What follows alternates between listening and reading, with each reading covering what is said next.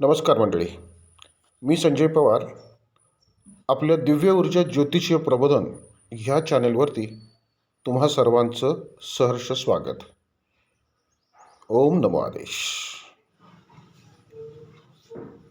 नमस्कार मंडळी, मी संजय पवार. आपण पाहत आहात दिव्य ऊर्जा ज्योतिष प्रबोधन. हा व्हिडिओ दोन्ही बाजूसाठी आहे. म्हणजे ज्योतिषीय कुंडली बघणाऱ्यांसाठी आणि ज्योतिषीय कुंडलीशास्त्राचा अभ्यास असलेल्या जाणकार ज्योतिषांसाठी. मंडळी, ज्योतिषीय कुंडली आपण आपल्या जन्मतारखेनुसार पाहतो. म्हणजे जन्मतारखेनुसार आपलं कुंडलीचं लग्न ठरतं, लग्नस्थान ठरतं, त्यानंतर जन्म नक्षत्र ठरतं, जन्म लग्न ठरतं आणि त्याच्यानंतर मग त्याच जन्म नक्षत्राला अनुसरून आपल्या जीवनातल्या समस्त दशा स्थिती ठरतात. त्याचबरोबर जन्म नक्षत्रासोबत आपल्या जीवनात येणाऱ्या शुभ अशुभ फलिताचे कारक ग्रह आणि नक्षत्र कुठले आहेत हे देखील ठरत असतं. त्या संदर्भातून आता पुन्हा एकदा हा व्हिडिओ बनवण्याचा प्रयत्न आहे. जर आपल्या कुंडलीच्या, म्हणजे बघा, जन्मलग्न कुंडली ही मूळ कुंडली आहे. म्हणजेच आपल्या जन्मवेळेसच्या ग्रहस्थिती, ग्रहयोग कुठले होते त्या योगावरती, त्या ग्रहस्थिती अनुसरून आपण आपला जन्म झालेला असतो आणि त्याच ग्रहयोग ग्रहस्थितीचा परिणाम आपल्या त्यावेळेस आपल्या संपूर्ण शरीरावर, आपल्या सर्व शरीरातील इंद्रियांवर घडलेला असतो. त्या पद्धतीने आपल्या शरीर, आपली इंद्रिय त्या पद्धतीने मोल्ड झालेली असतात. म्हणजे त्याप्रमाणे ती ऊर्जा घेऊनच ते स्थिर झालेले असतात. नंतर मग त्याच्यावरती जशी जशी ग्रहगोचर स्थिती बदलते, चेंज होते, परिवर्तन होते, त्यानुसार त्या त्या परिस्थितीवरती बदल हे घडत असतात. जन्म नक्षत्र गोचरी म्हणजे काय, तर आपल्या जन्म नक्षत्राच्या पुढे येणारे 9 नक्षत्र आणि त्यालाच अनुसरून एकूण, म्हणजे आपण जी ज्योतिषामध्ये जी 27 नक्षत्र पाहतो त्यापैकी फक्त 9 नक्षत्र आपल्याला अशुभ ठरत असतात आणि 18 नक्षत्र आपल्याला शुभ ठरत असतात. पण आत्तापर्यंत आपल्यासमोर काय मांडलेलं आहे? फक्त अशुभता. पण ही 18 नक्षत्र जी शुभ ठरणारी आहेत त्याच्याबद्दल कोण भाष्य करत नाही, ते सांगत नाही. फक्त 9 नक्षत्र अशुभ आहेत. म्हणजे अशुभता काय तुमच्या कुंडलीमध्ये आहे, कसा त्रास होईल, कसं मग दिवस वाईट येतील, कसं तुम्ही, म्हणजे तुम्हाला अक्षरशः घाबरून सोडलं जातं, बरोबर ना? आणि त्याचाच धंदा केलाय थोडक्यात. घाबरायची गरज नसते आणि घाबरवायची देखील गरज नसते. ज्याची कुंडली आहे त्याने हे समजून घ्या, घाबरायची गरज नसते. आणि जे कुंडली पाहणारे आहेत त्यांनी पण हे लक्षात घ्या, घाबरायची गरज नसते. कारण किती घाबरलं किंवा किती घाबरवलं तरी सुद्धा घडणार ते घडणारच आहे की नाही? काय ग्रहस्थिती बदलणार आहे, त्यांचे परिणाम बदलणार आहेत का? नाही ना. मग या न बदलणाऱ्या परिस्थितीचा सदुपयोग साधला का जात नाही किंवा सदुपयोग साधून का देत नाहीत? येथे लक्षात मुद्दा. ज्योतिषशास्त्र हे सहज सोपं, अगदी सर्वांग सुंदर शास्त्र आहे आणि ते आपल्याला आपल्या दैनंदिन जीवनामध्ये सकारात्मक दृष्टिकोन जागृत राहावा म्हणूनच आपल्याला ते देऊ केलेलं आहे. पण आम्ही त्याचा दुरुपयोग साधायचा प्रयत्न करतोय आणि रादर इथून मागे करत आलेले आहे. चुकीचं आहे ते. कारण शास्त्रामध्ये म्हणजे ज्योतिषीय कुंडली शास्त्रामध्ये आपण जे पाहतो, ग्रहयोग, शुभाशुभ नक्षत्र, ही सगळी विधी लिखित आहेत ना आपल्या कुंडलीप्रमाणे. म्हणजेच आपण त्याला काय म्हणतो, हा कर्मयोग आहे, कर्मभोग आहे, कर्मगती आहे ती. मग जर चुकीच्या पद्धतीने आपण त्याचा दुरुपयोग साधला तर आपण आपली कर्मगती उडवून घेत नाही का आपल्यावर. ठीक आहे, ज्याची कुंडली आहे तो त्रास भोगतोय किंवा तुमच्या चुकीच्या सांगण्याला तो बळी पडलाय, हे त्याचे कर्मभोग आहेतच. कारण त्याच्याच कर्मात लिहिलेलं असेल की जो चुकीचं सांगतोय, मुद्दामहून भीतीदायक दडपण येईल असं सांगतोय, घाबरवून सोडतोय, त्याच्या आयुष्यामध्ये ती कर्म लिहून विधी लिखित असतील म्हणून तो तिथपर्यंत गेला किंवा त्याच्या नादी लागला, त्याला त्याच्या बोलण्याला बळी पडला. पण जो ज्योतिष जाणकार आहे त्याला अक्कल नको का? त्याला समजायला नको की आपण कुठल्या क्षेत्रात काम करतोय. हा कर्मसिद्धांताचं क्षेत्र आहे ना हे. जी कर्म आपण समोर जातकालाच समजावून सांगतोय की बाबा तुझे अमुक अमुक आहे, म्हणजे अशी कर्म घडली असतील म्हणून तुला असं भोगायला आलं वगैरे वगैरे. मग आपण काय करतोय, त्याला त्याच्या कर्माची चांगल्या दृष्टीने, सकारात्मक दृष्टीने ओळख करून देतोय की आपण त्याला घाबरवून सोडून आपली कर्म बिघडवून घेतोय. याला काय नाव दिलं आपण, का ज्योतिषशास्त्राला शाप आहे. कसला आलाय शाप? कोणी दिला शाप? जर असं शास्त्राला शाप लागत असता तर हे शास्त्र निर्माणच झालं नसतं ना. शाप दिलाय असं म्हणायचं कारण काय? कारण आम्हाला माती खायची आहे ना. संधीचं म्हणजे संधी साधूपणा करायचा आहे.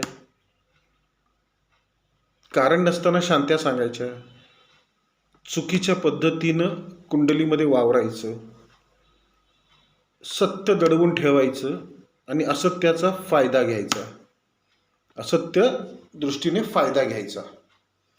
समोरच्या कुंडलीमध्ये दोष शोधायचे आणि त्या दोषावरती आपली पोळी भाजायची. चुकीचं आहे हे. दोघांनी लक्षात ठेवा, कुंडलीत जे काही ग्रहयोग, ग्रह नक्षत्रांची स्थिती, दशा स्थिती, नवमो स्थिती काही जरी असलं ते सगळं विधिलिखित आहे, न बदलणार. जे घडतंय, जे घडणार आहे त्याला सामोरे जायचंच आहे. शास्त्र कशासाठी दिले आपल्याला, तर येणाऱ्या प्रत्येक प्रसंगाला किंवा येणाऱ्या प्रत्येक प्रसंगात मला शुभ काही ठरणार आहे आणि काही अशुभ ठरणार आहे. तर शुभ आपण तर आनंदाने उपभोगणार आहोत. मग अशुभ भोगताना जो त्रास होईल तो त्रास होऊ नये, किंवा असं म्हणा की त्या अशुभ ठरणाऱ्या त्रासदायक कालावधीमध्ये आपण सक्षमपणे त्या त्रासाला सामोरे जाऊ शकू आणि त्याही त्रासातून एक आपण म्हणतो ना सुखासमाधानाने पुढे जाण्याचा मार्ग शोधू शकू. त्यासाठी त्या मार्ग शोधण्यासाठी त्या मार्गदर्शनाचं शास्त्र म्हणजे हे ज्योतिषशास्त्र आहे. जेवढं मार्गदर्शन तुम्ही चांगल्या परीने त्या त्रस्त माणसाला, जातकाला कराल, त्याची सुंदर फलितं, ते पुण्य ज्योतिष सांगणाऱ्याच्या देखील पदरात पडत असतं. रादर 50% त्यालाच पुण्य मिळत असतं आणि 50% तो समोरच्या कुंडलीच्या मालकाची पुण्याई त्याच्या पदरात टाकत असतो आपण. ग्रह नक्षत्र हा सगळा एकत्रित कारभार आहे ना. ग्रहांना स्वतःचा प्रकाश नाही आहे, ग्रहांना स्वतःची फलितं नाही आहेत. नक्षत्र हे काय म्हणतात, स्वयंप्रकाशी आहेत. नक्षत्रांना फलितं आहेत. ग्रहांची फलितही नक्षत्रावर अवलंबून असतात. ग्रह, नक्षत्र, राशी, गोचर ही सतत परिवर्तन साधत असते. कुठलेही ग्रहयोग किंवा कुठल्याही ग्रहाची शुभ अशुभता ही कायमस्वरूपी नसते. आणि दुसरं महत्त्वाचं, प्रत्येक ग्रह नक्षत्र हा सरसकट सगळ्यांना सारख्याच पद्धतीमध्ये म्हणजे शुभ तर शुभ, अशुभ तर अशुभ अशी फलित दर्शवत नाही. कुंडली शास्त्र हे कुंडली निहाय म्हणजे कुंडली सापेक्षच पाहिलं जातं आणि त्याचे परिणाम त्याच पद्धतीने समोर येत असतात. येते लक्षात? जे सांगतात ना, आता तुमच्या एखाद्या शुभ कार्याला, लग्नाच्या कार्याला तुम्हाला आता गुरु 12वा आहे, मग तुम्हाला कार्य जमणार नाही वगैरे वगैरे, हे चुकीचं आहे. त्यानंतर शनी 7.5 आहे, शनीची ठिय्या आहे वगैरे वगैरे, हे कशाला हायलाईट करताय?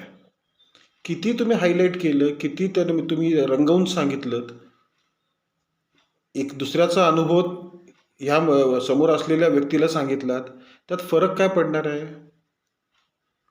त्याला ते भोगायचंच आहे ना. तर अशा वेळेस तुम्हाला त्या पत्रिकेमधले सकारात्मक दुवे शोधायची गरज असते ना. जरी सकारात्मक दुवे सापडले किंवा नकारात्मक त्रासदायक कालावधी लक्षात आला तरी आपण त्याच्यात काहीही करू शकत नाही. त्या मार्गाने जावंच लागतं. शास्त्राने आपल्याला खूप एक अतिशय उत्तम असा महत्त्वाचा हातचा राखून ठेवलेला आहे, दिलाय तो आपल्याला. तो म्हणजे आपल्या जन्म नक्षत्रानुसार जे विपत, प्रत्यय आणि वध नक्षत्र ठरतात त्यांच्या ऊर्जांना फक्त आपल्याला शुद्ध संतुलित राखण्यासाठी मार्गदर्शन केलेलं आहे. बाकी काही करायची गरज नाही आपल्याला. प्रत्येक जन्म नक्षत्राला विपत नक्षत्र 3 आहेत, प्रत्यय नक्षत्र 3 आहेत आणि वध नक्षत्र 3 आहेत. अशी एकूण 9 नक्षत्र आपल्याला त्यांच्या कार्या म्हणजे तुमच्या कुंडलीमध्ये त्यांचं सहभाग जिथे जिथे म्हणून असेल तिथे तिथे ते तुम्हाला अशुभता देतात.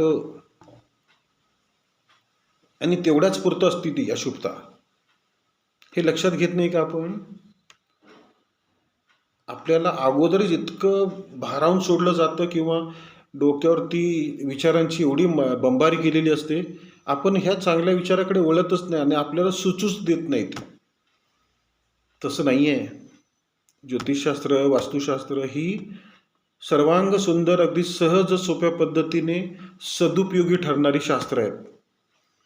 फक्त त्याचा विपर्यास करून म्हणजे विपर्यास करून घ्यायची पाळी आणून दिलेली आहे आपल्यावरती. विपर्यास करून दिलेला आहे, क्लिष्टता वाढवून दिलेली आहे. साधं सिंपल आहे बघा, तुम्हीच लक्षात घ्या. एखाद्या म्हणजे एखादं जन्म नक्षत्र समजा केतूचं असेल तर केतूच्या नक्षत्रांना अशुभ काय ठरतं तर रवी, मंगळ, गुरुची नक्षत्र. तेवढाच सहभाग बघायचा ना आपल्याला रोजच्या जीवनामध्ये. कितीही सहभाग बघितलात तरी त्यांच्या पिरियडमध्ये म्हणजे दशा पिरियडमध्ये असेल, गोचरीमध्ये असेल, दशा पिरियडमध्ये, अंतर्दशा पिरियडमध्ये, विदशा पिरियडमध्ये, सूक्ष्मदशा पिरियडमध्ये त्यांचा सहभाग जिथे जिथे म्हणून येईल आणि तो सहभाग ज्या विषयाशी निगडीत असेल तिथे तिथे आपल्याला अशुभता लाभणारच आहे ना. येथे लक्षात? मग इथे आपलं कार्य एकच उरतं.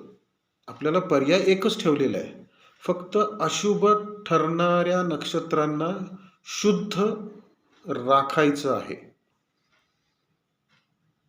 ते शुद्ध राखण्यासाठी देखील शास्त्राने आपल्याला मदत दिलेली आहे, नक्षत्रांचे आराध्य वृक्षांची. तुम्ही कधी विचार केलाय का हो? पंचांगामध्ये बाकी सगळं दिलंय पण आराध्य वृक्ष फक्त नक्षत्रांना दिलेत. नक्षत्रांची दृष्टी तत्व सांगितलीत, नक्षत्रांच्या देवता सांगितल्यात, नक्षत्रांची संज्ञा दिलेली आहे, नक्षत्रांचं दान दिलेलं आहे, नक्षत्र चरणानुसार 9 दिलेला आहे. मग नक्षत्र महत्त्वाची झाली की नाही? अहो ज्योतिषशास्त्र हे पूर्णतः नक्षत्रावर अवलंबून असतं. पूर्वीच्या काळामध्ये नक्षत्रावरतीच कुंडली पाहिली जायची. ग्रह हे माध्यम आहे. त्या माध्यमाला स्वतःचं फलित नाही आहे, स्वयंप्रकाश नाही आहे. त्यांना सूर्याच्या प्रकाशावरती सगळं करावं लागतं. आणि ग्रह जी काही फलितं आपल्यापर्यंत पोचवतात ती देखील स्वतः पोचवत नाहीत. ग्रह सूर्यकिरणांच्या माध्यमातून त्यांचे प्रभाव, त्यांची फलितं आपल्यापर्यंत पोचवतात. फलितं कोणची पोचवतात? तर ते ग्रह ज्या नक्षत्रामध्ये असतात त्या नक्षत्रानुसार फलितं कॅरी करतात आणि ती सूर्यप्रकाशाच्या माध्यमातून ऊर्जा स्थितीमधून आपल्यापर्यंत पोचत असतात. हे सगळं माहिती आहे, शिकवलं जातं, शिकतो आपण, पण त्याचा सदुपयोग साधत नाही.